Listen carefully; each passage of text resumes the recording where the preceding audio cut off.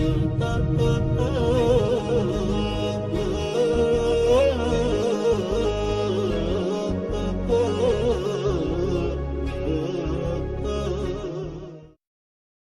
بالله من الشيطان الرجيم بسم الله الرحمن الرحيم وصلى الله وسلم وبارك على سيدنا محمد وعلى آله وأصحابه أجمعين. Nous voilà dans la vie du prophète sallallahu alayhi wa sallam. Nous étions restés aux négociations après cette période de persécution, cette période.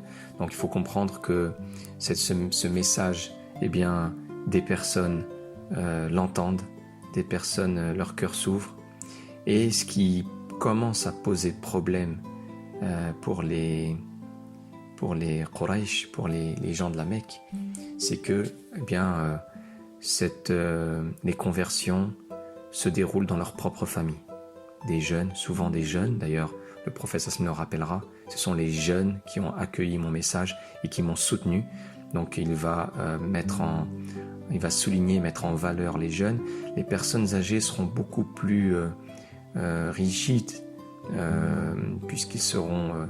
mais il y en aura quand même. Mais ce sera surtout les jeunes qui vont soutenir le prophète sallallahu alayhi wa sallam. Et ces jeunes-là ne sont d'autres que des enfants de ces ennemis acharnés. Donc, à un moment donné, persécutés, torturés, on ne peut pas torturer son propre enfant. On ne peut pas torturer son propre frère. On ne peut pas torturer... Donc ça va poser des vrais problèmes. Ça va poser un vrai problème.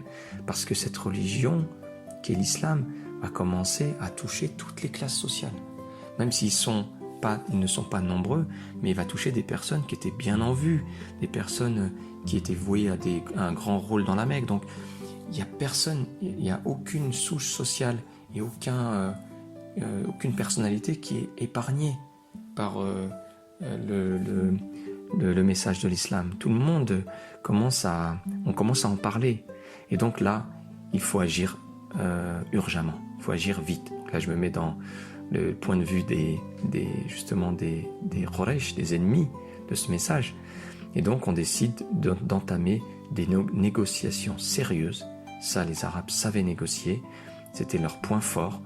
Et donc là, ils étaient prêts à tout mettre pour négocier une sortie de ce conflit avec le prophète Mohammed sallallahu alayhi wa sallam.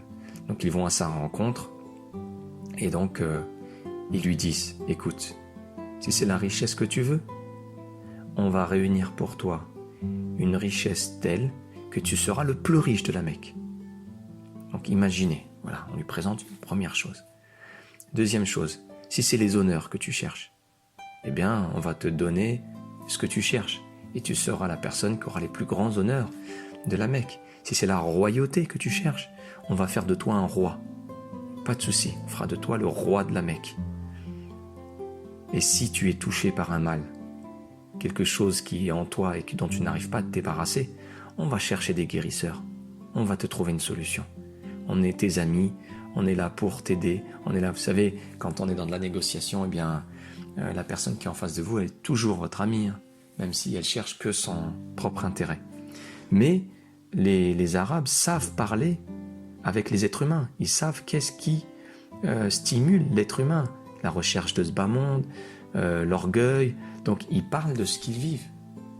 Le problème, c'est qu'ils ne savent pas qu'ils ont en face de lui un homme dont le cœur n'est déjà plus là. Dont le cœur n'est déjà plus dans ce monde. Son cœur est auprès de Dieu, subhanahu wa ta'ala. Son cœur est auprès du maître de l'univers. Et de leur dire: si vous mettiez le soleil dans ma main droite et la lune dans ma main gauche, je n'abandonnerai pas ma mission. Et en plus, c'est ça qui est fort, c'est que la demande qu'on lui fait, ce n'est pas d'abjurer sa religion, sa foi, son dogme. Continue à adorer ton Dieu, il n'y a pas de souci, on lui mettra une place au milieu de la Kaaba avec les autres. On est prêt à faire toutes ces concessions. Parce que derrière tout ça, ce qu'on veut, c'est préserver un système qui enrichit, même s'il y a des inégalités. Donc le système, il est très très vigoureux, il est très résistant à cette nouvelle religion qui appelle les gens à se détacher. Et on voit la même chose aujourd'hui. Aujourd'hui, l'islam nous enseigne le détachement, il nous enseigne le fait de se contenter de peu, toutes les choses dont notre économie aujourd'hui a besoin. Parce que le fait de surexploiter ce monde, le fait de l'épuiser à travers une surconsommation, en éveillant l'appétit de chacun, l'appétit à travers la publicité, à travers... subhanallah, c'est un philosophe qui disait l'objet donc possédé n'a pas tenu les promesses de l'objet désiré. C'est-à-dire que quand vous voyez un objet derrière une vitrine, il vous apparaît comme éblouissant, comme il faut absolument l'avoir, ce nouveau portable, ce nouveau smartphone, ce nouveau jeu. Et donc, une fois que vous l'avez, il traîne par terre, il traîne avec les autres objets, et déjà tu es attiré par un autre objet que tu n'as pas, donc l'objet désiré qui ne tient pas ses promesses. Voilà donc ici l'homme auquel sont confrontés ses adversaires. Un homme qui leur dit clairement qu'il n'abandonnera pas sa mission.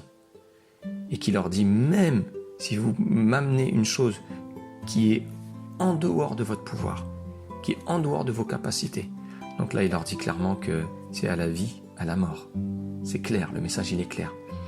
L'autre leçon qu'on devrait tirer de cette attitude, qui est plus contemporaine aussi, c'est le fait de ne, pour rien au monde, de négocier sa foi. Vous savez, ça peut vous paraître étrange ce que je dis, mais malheureusement il y a des personnes qui ont négocié leur foi. Et parmi les savants, parmi des personnes qui ont étudié et qui se sont laissées séduites par un salaire, qui se sont laissées séduites par un système académique avec un statut de notoriété, d'honneur. Et lorsque ces personnes-là veulent prendre une position qui va être, qui va porter préjudice à leur système, qui va porter préjudice au gouverneur du pays d'où lui vient le salaire, eh bien il va retenir cet enseignement, il va retenir ce devoir de nasiha. C'est là que je dis il ne faut pas négocier sa foi. On a des exemples de savants parmi les siècles. Citons l'exemple de Saïd Bediüzzaman Nursi, par exemple, qui est un savant en Turquie, qui a vécu à la période d'Atatürk, qui a sapé les bases religieuses de l'Empire ottoman en transformant son pays en un pays laïque. Eh bien, il a vécu, ce savant, 30 ans dans les geôles, 30 ans en prison. Il a refusé les salaires, il a refusé les honneurs, mais d'autres n'ont pas fait ce choix. D'autres se sont assis confortablement dans une position de savant, mais en faisant ou en ayant une attitude de silencieuse vis-à-vis du travail de sapage de ce gouverneur. Et donc vous imaginez que là, on a une personne qui a refusé de négocier sa foi et une autre personne qui l'a négociée. Et parfois, ça vient d'une manière insinueuse, d'une manière perfide, à travers Shaitan, où on dit, mais bon, je vais prendre ce poste-là pour pouvoir être utile à la communauté. Mais tu sais parfaitement qu'en prenant ce poste-là, tu vas te retrouver dans une situation où tu vas devoir dire le contraire, où tu vas commencer à perdre tes principes. Qu'il s'agisse de prendre un poste important pour pouvoir aider et être utile au niveau social ou autre, je ne dis pas. Mais quand il s'agit de délivrer le message de Dieu, subhanahu wa ta'ala, aucune négociation ne doit être faite dans sa vie. Donc ça, c'est un point essentiel. On peut citer l'exemple de journalistes qui, en rejoignant telle ou telle chaîne ou tel pays, eh bien, pourront critiquer tous ceux qui n'ont pas de lien direct avec les propriétaires de cette chaîne. Mais à partir du moment où les intérêts des propriétaires de cette chaîne, qui sont souvent des multinationales, des milliardaires, et qui peuvent polluer, tuer à petit feu, etc., eh bien là, le journaliste, il y aura une censure. Et donc, on ne peut pas dire qu'il joue son rôle.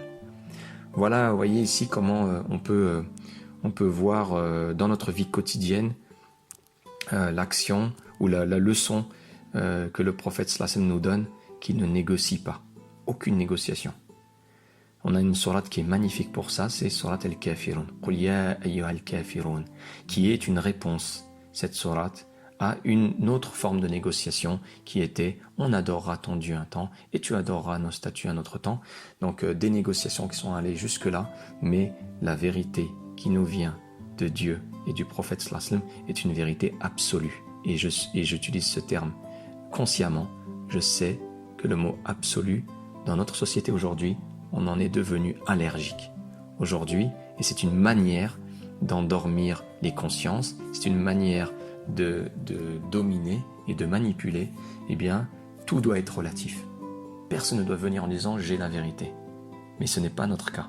On doit avoir cette conviction, on doit la faire grandir, on doit la travailler, on doit la nourrir, mais on a un devoir de transmission, on a un devoir de présenter ce message. Après, on est dans la liberté d'expression, on n'est pas dans forcer les gens. Mais on doit le faire, on a ce devoir de le faire. Voilà ici le grand message qu'on pourrait tirer de sa vie. Ensuite, eh bien, il y a la recherche d'un asile, mais ça, on va le voir à travers un dernier épisode, Inch'Allah. Assalamu alaikum.